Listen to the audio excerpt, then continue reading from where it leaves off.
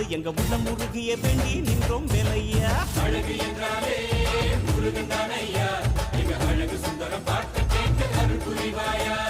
சேவல் கொடியுடன் சிரிக்கும் முருகையா, எங்க வாழ்க்கையில வெற்றி பொங்க வருவாயா.